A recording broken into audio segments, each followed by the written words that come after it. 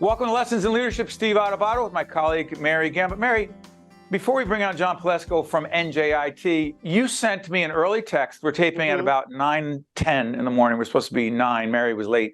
No, I was late. You sent me an intention. Real quick, let's do this before we bring John on. What's up with your intentions, and what does that have to do with leadership? Yeah, absolutely. Every single day when I wake up, I set an intention, and I used to have 3 Ps, and I realized now I added a few more. So I have be passionate, be present, be positive, be productive, and be patient. So I keep adding every morning. That was 3? That was like 8. No. I said I keep adding. I said I started off with 3. It used to just be positive and productive, and now I've completely just added to it. But you need to also remind yourself as the day goes on, because we can all get into a funk and in a bad rhythm. So you got to set your intention for the day. I sent back a text to Mary and said my intention is to get up today and do the show. Wake up. It's always John a good day when you're above the grass, not below it. Oh, geez, Mary, you're making me feel bad about not being as positive as you are. John Pelesko is Dr. John Pelesko. Those of us with a PhD can appreciate that. Our kids say, Dad, you're not a real doctor, you're a PhD, but John knows how hard we work for that. Provost, Senior Vice President of Academic Affairs at the NJIT, New Jersey Institute of Technology. John, good to have you with us. Thank you, Steve. Good to be here this morning. We don't goof around this much all the time. Hey, John, talk to us about this. Whole range of articles, particularly the New York Times Sunday magazine a few weeks ago. I know you saw it. The capital letters were "not you," meaning not university life anymore. More and more folks are asking the question, is higher ed worth the investment? Do you need it? Connect higher ed to productivity in someone's life, not everyone, but also higher ed and leadership, please. Sure, that's a broad question, Steve, but I'll do my best. I think, when I think about it, it's a fair question, and it's a question that everybody should ask. I'm a big believer in lifelong learning. I'm a big believer in ongoing education. That doesn't mean that college is the right path for everyone. So I do think it's a fair question to ask. Now, the one thing that I'll say is what I'm particularly proud of at NJIT, and one of the reasons why I wanted to come back to NJIT, is the value that we clearly provide to our students. And you can see that, for example, in the recent Wall Street Journal rankings that had us up at number 19 in the nation, right? And that's really based on outcomes. So it's based on the difference in a student's life between the time they got here and the time they left. Things like social mobility, future earnings, all of that is impacted by a valuable education. And that's what NJIT provides. One more quick follow-up before Mary jumps back in. We had a long-standing relationship. By the way, NJIT has been a long-time partner of ours, a higher ed partner with our Caucus Educational Corporation. I've taught on campus on the subject of leadership, the great students there. Dr. Joel Bloom, the former president of NJIT, a trustee of ours, longtime colleague and friend. Dr. Tech Lim, the new president. Question, when a university goes from a long-standing president who has done so much, buildings being named after Joel and his wife as we speak right now, on campus, to a new president, that leadership change, how much does it change the, quote, culture, big question again, the culture of the university? A lot, right? Because different leaders have different styles. And President Lim, Tech has come in, he has a very collaborative, team-based approach to leadership. And that's something he's really trying to build here. For me, that works really well. I think we work well together in that regard. But it is a culture shift. It's definitely a change for an institution when you go through a transition like that. But it's always good. You bring in people from the outside, you bring in fresh eyes, you bring in a fresh perspective, and I think in some ways that helps reinvigorate an institution like NJIT. New ideas. Go, Mary. Yeah, John, I would love to talk a little bit about innovation. It's such a buzzword, especially after the pandemic. It was resilience for a long time, and now we've pivoted to the word innovation. What does innovation mean to you? I also know that you're a professor of mathematics, and definitely the sciences are huge at NJIT. But what really does innovation mean when it comes to leadership in your perspective? Yeah, from my point of view, I think when I think about leadership and innovation and the relationship between the two of them, to me, the most important thing that a leader can do is create the space for others to innovate. I mean, of course, what a leader needs to do is they need to always be challenging the status quo, willing to think different, driving people in different directions. But the leader's never going to have all of the good ideas. The good ideas are going to come from the broader community. And if you don't make it a safe space to be able to try new things, to fail at new things, right, and making sure that that's okay, then you're not going to build a culture of innovation. So to me, the relationship is really about a leader building that culture of innovation. Hey, Mary, check this out. So, John, you have a background in mathematics, right? Correct. I was horrible in math. Me It's not too. about me, but I just want to share that. Never I heard failed. that before, Steve. Do you know it took me years to get my doctorate because I kept failing a course on quantitative analysis? Why is that relevant?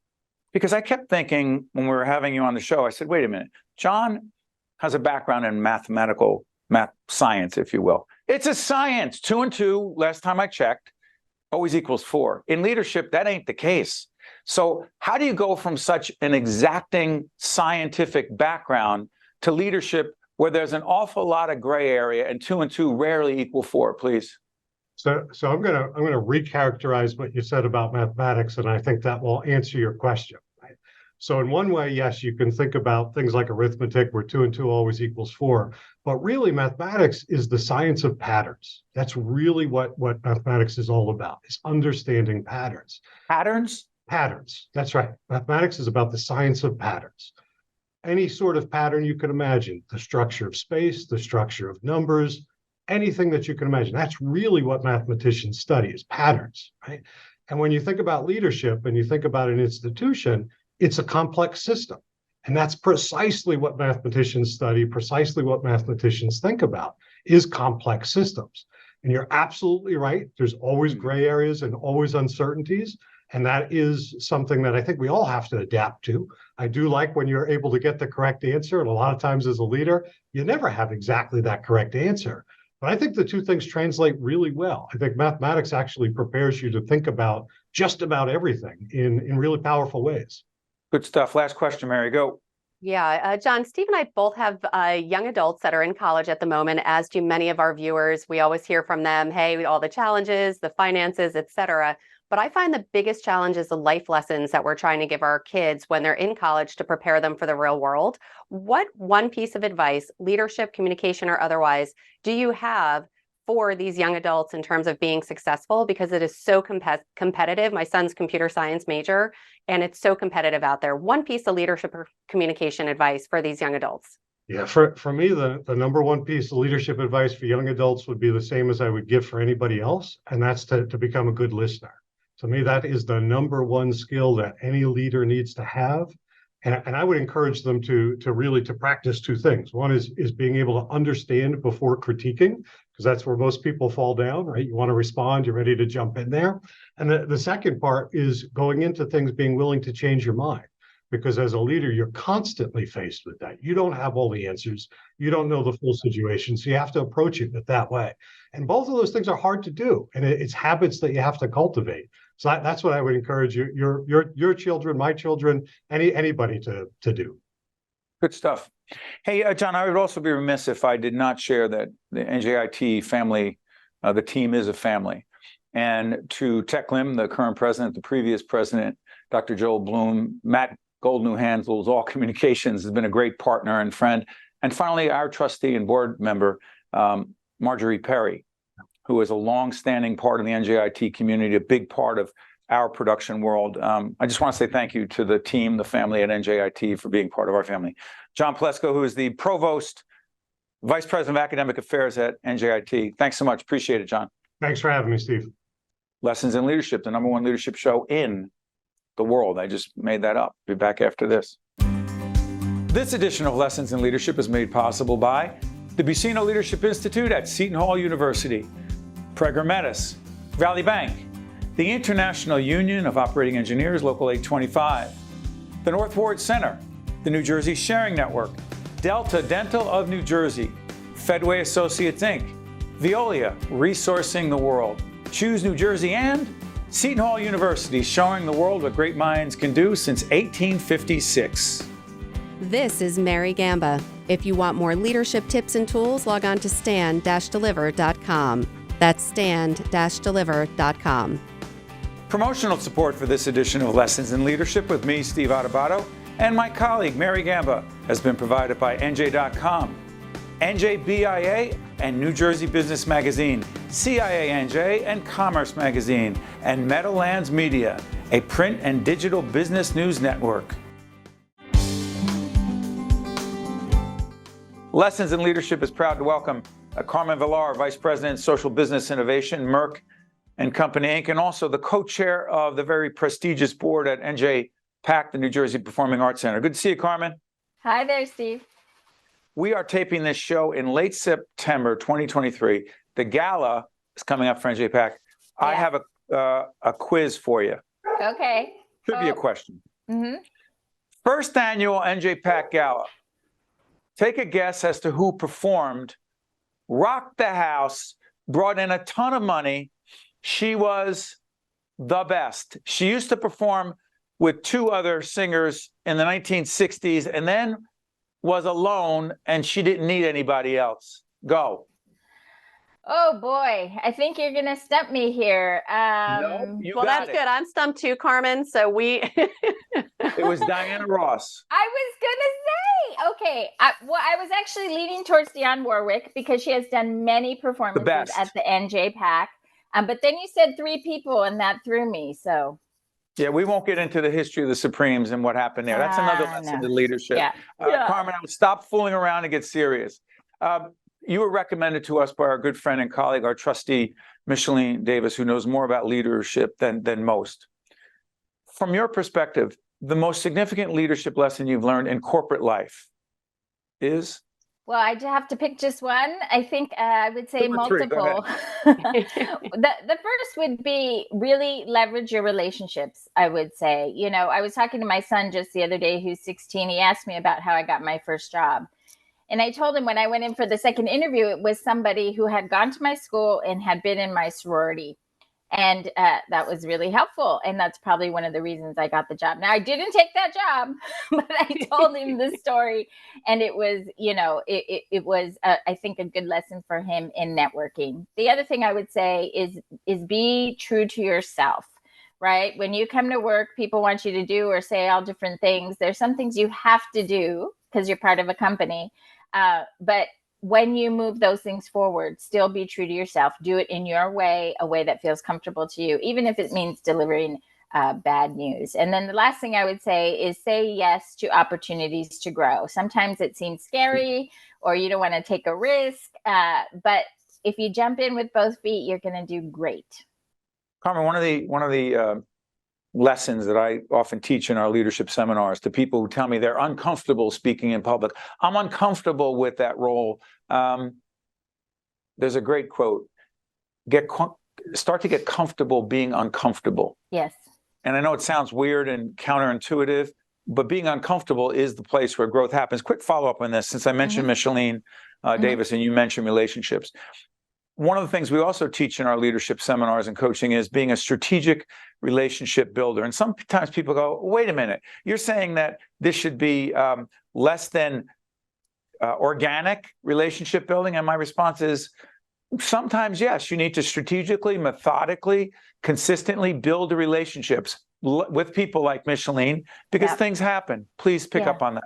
Sure. You have to be very intentional, I would say. I have a lot of people that come to me and somebody's clearly told them along the way that they should network. And so they get on the phone with me or they come to see me and they don't have anything to say. And I said, this is not networking. I know you're checking off the list, but you know, it has to at least seem organic in some way. So people that you meet, people that are willing to introduce you to other people, I think that's really great. It's really hard to do. So I would say practice with people that you already know, that you're already comfortable with.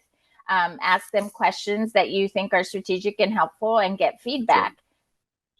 There's a wonderful book that we'll promote in our Lessons in Leadership library, and it's written by a good friend, Dr. Marilee Adams, down in Philadelphia. It's called Change Your Questions, Change Your Life. And the whole premise of the book is think about the questions you need to ask someone in a conversation. They're open-ended, they're probing, they're curious, they're genuine, and then listen your butt off and follow up. We'll put that in our leadership library so that people know. Knowing how to engage in a conversation, important skill set. Pick it up, Mary. Yeah, no, that's so important, Steve, for sure. And Carmen, I want to talk a little bit about social business innovation and what that means. You oversee the Merck Foundation. Steve and I always say it all the time, no money, no mission, right?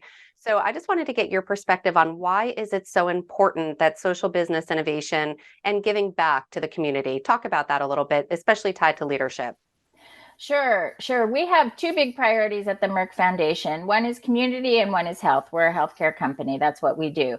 I think that you have to really understand what's happening on the ground in the communities where you work and live if you want to be the most helpful. That means listening.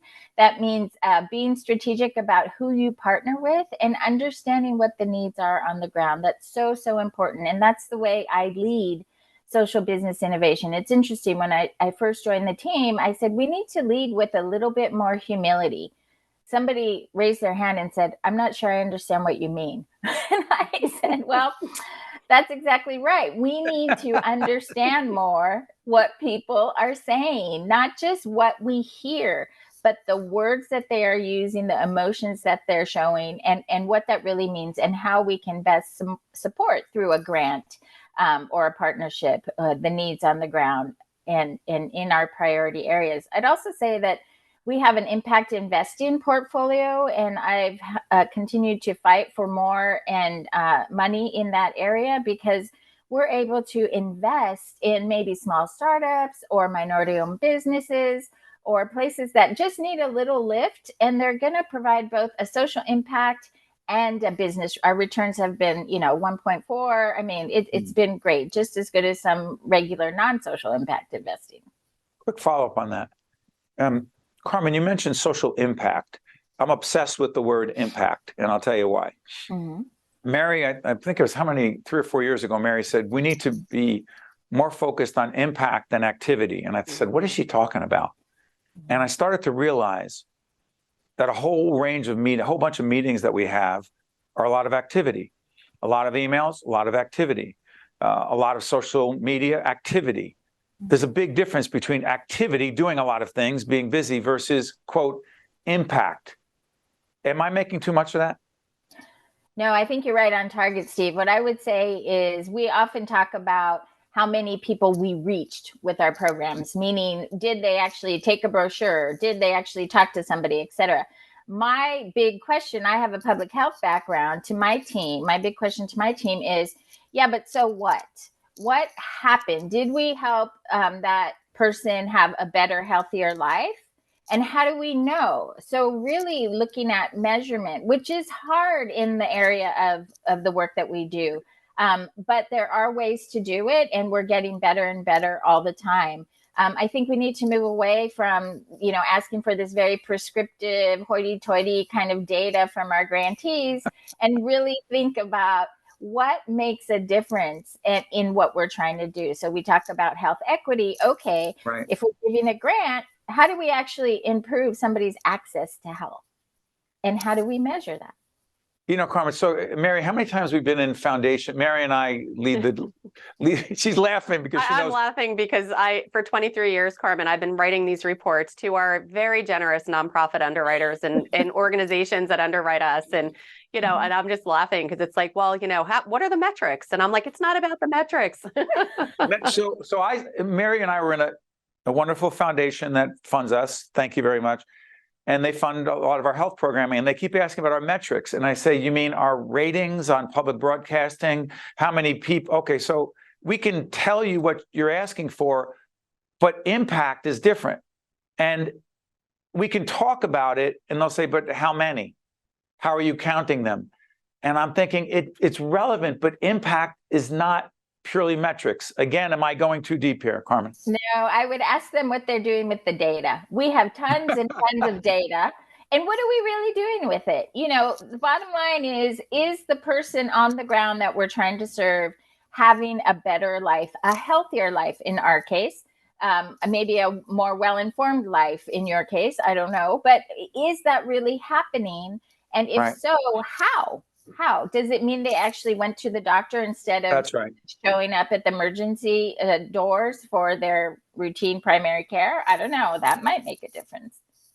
Absolutely. When someone says social determinants of health, well, there are a whole range of them. And Micheline Davis was the one who taught us about that many years ago. Well, you mean if we actually take this one person who has a transportation issue, which is a social determinant of health, and get that person to a primary care physician, and then they diagnose something early and are able to deal with it. Well, that's only one person.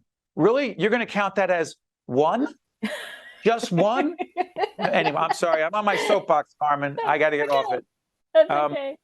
Hey, Carmen, I want to thank you for joining us. Thank our good friend Micheline for bringing you to us. And that's part of what we do is through our relationships and connections, we meet new people. So we wish you and the family at Merck all the best. And you're welcome on Lessons in Leadership anytime. Thanks, Carmen.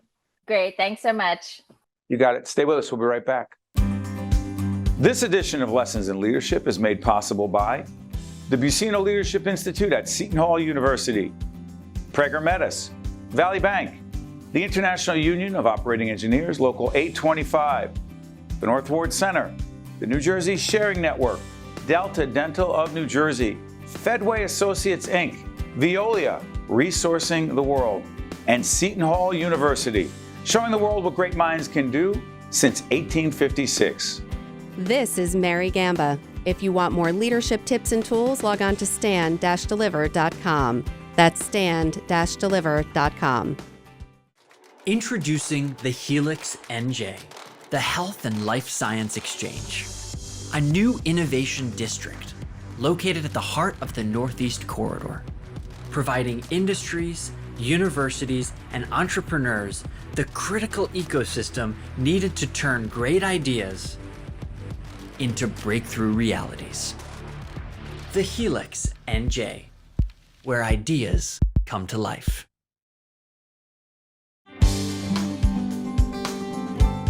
Hey, Mary, that was a very compelling, interesting segment with Carmen. Your biggest takeaway? Yeah, well, it's listening to both her and then John before Carmen. They both really talked about listening and listening to to understand, number one, and before you actually start to formulate what you're going to respond, and just the importance of really soaking in and getting that information. Yeah, How about stay. Yeah, okay, hold on. I was talking while you're interrupting me. So in Lessons in Leadership, the first Lessons in Leadership, not to be confused with, we don't even have the hard copy yet, but this is the new Lessons in Leadership 2.0, the tough stuff. Go on our website to purchase a copy. It's a good deal. I want to thank our good friend Neil Shapiro, the president and CEO of the WNET Group, for giving us the testimonial that appears on the cover of Lessons in Leadership 2.0, the tough stuff. But in the first Lessons in Leadership, there's a chapter on listening. You know what it's called? The chapter on listening. What did we call that chapter? I don't know. What did we call that chapter, Steve? Can you hear me? No. No, you weren't listening. It's called Listen, Really listen. Really listen. Now, someone says, well, why don't you just call it listening? And here's my thinking on it. Really listening, and trust me, I'm not the best at this, has to be intentional. A lot of people that I wind up coaching, and in our company, we do a lot of one-on-one coaching. And people will tell me I have a hard time listening. And when I ask them what it's usually about this. It's usually about their phone, right? It's usually about distractions. And I'll say, listen, here's the first deal. The first issue when it comes to listening. You have to make a decision to listen. Well, what do you mean a decision? Either you listen or you don't listen. No. You literally have to put on blinders like those horses in the Kentucky Derby. They don't want them looking at the other horses. You put on blinders. And you literally say, if you're talking to your kids, your spouse, somebody in your professional orbit, if you don't believe there's a decision, if you don't make that decision, that it's worth listening, you ain't going to listen. You could have all the techniques. One time someone said to me, can you coach me to make it look like I'm listening? So I said, what? He goes, head nods. Couple of head. And I said, no, you're not listening. I know, but the other person doesn't know that. I said, no, listening isn't fake listening. It's genuinely deciding no more distractions. You're going to take your phone, you're going to put it down. If your family needs you, if there's a crisis, the phone will vibrate. But if you don't decide to be present, truly present and listen, it ain't going to happen. Go ahead, Mary. Yeah, no, I agree completely. And it's not just the physical distractions of things around you in your environment, it's your mental distractions, right? It's your to-do list. It's your, what am I going to say? Oftentimes you'll start to formulate your response because you think you know, especially you and I have worked together for 23 years, and you think you know, I thought I knew what you were going to say earlier today. And you're like, no, let me finish. Now I did know what you were going to say. So I'll just have to say I was right. That's a whole other story. But on the flip side, it is important to be present, not have, we talked about it's the danger of the busy mind. That was Richard Carlson, I believe. And Don't sweat the small stuff. Yeah. I interrupted you. It's from the book, Don't Sweat the Small Stuff. And his chapter was called The Danger of the Busy Mind. Go ahead. Exactly. And that's what it's all about. It's about being present in this moment. Whatever happened yesterday, whatever's going to happen 5 minutes from now, an hour from now, you need to be aware. So this way you're not running late to every meeting because then you're so present. And I wanted to give full time. But you do need to continually, truly listen and tuck those nuggets away. And so on that note, I want to be clear. Being present, truly present. So when you do this show, here's what happens. Can you Scarlett, can you do this? Oh, you're not listening? Sorry. Scarlett's behind the camera. There is so much stuff on this desk right now because there are a bunch of props. Trust me, we'll be talking about the Jets on another show, the Giants. It's early in the season. The season's over already. Yes. The Yankees, season's over. Don't worry about it. Every team I like. The Yankees are officially over as of today, as of September 27th. Derek Jeter, please. He's 50. It doesn't matter. So here's the thing. Listening is about being present. And when you have all these distractions, you have to literally say to yourself, I know there's a lot going on around me. But what do I need to do here? You ever see people at the family dinner table, Mary, with our kids? Our daughter's 13. And, like so many other teens, TikTok or whatever else she's doing, she will half listen to what's being said and then misinterpret it and act accordingly. And then say, I thought you said, and she wasn't really listening. And it's not about our daughter. It's about a lot of teens who have more distractions than ever before with social media. Last point about social media and listening, and then I'll get off this and we'll end the show. Oh, I thought you were going to give a last point. Hold on, Mary. All right, Elvin and team. Didn't it sound like Steve was prepping? I felt that was a huge tee up. I thought you were going to give your last social media. I was waiting for a gem, but I'll give you my gem. Social media, in my opinion, is amazing. It's a great tool. Again, a tool. All of these things in our lives are tools, and we'll talk about artificial intelligence on another segment. All of these are tools to help us to be more informed, more aware, but they need to be done in moderation. Every week I get that announcement. You've spent more time on your phone last week than this week. So make sure you take that time to put your phone down, be present, and don't just sit there and scroll, because you could definitely go down the rabbit hole. So that's my PSA in terms of social media and listening for the day. Before we end the show, I wanted to ask you a question right then. Were you totally not listening and bored by what I was saying to the point where you just had nothing to say? No, when you watch this back, and I guarantee you, future Steve, rewind, it sounded like you were teeing up a final exclamation point, and then I was going to jump in. So I did misread your cues. I was truly listening and giving you the platform and the space to pause prior to hitting that home run. Sorry, I was just talking to April, or I wasn't listening. I was talking to April. All right, say goodbye. All right, I'm listening to the Elvin Badger. See everyone next week. Start listening. I'm joking. I swear I'll be back for the next show. All right, just get off me. I'm choking.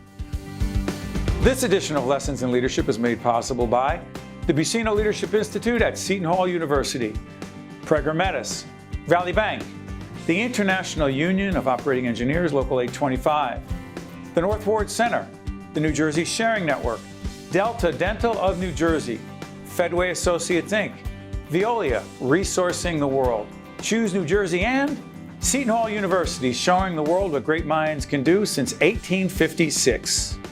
This is Mary Gamba. If you want more leadership tips and tools, log on to stand-deliver.com. That's stand-deliver.com. Promotional support for this edition of Lessons in Leadership with me, Steve Adubato, and my colleague, Mary Gamba, has been provided by NJ.com, NJBIA and New Jersey Business Magazine, CIANJ and Commerce Magazine, and Meadowlands Media, a print and digital business news network.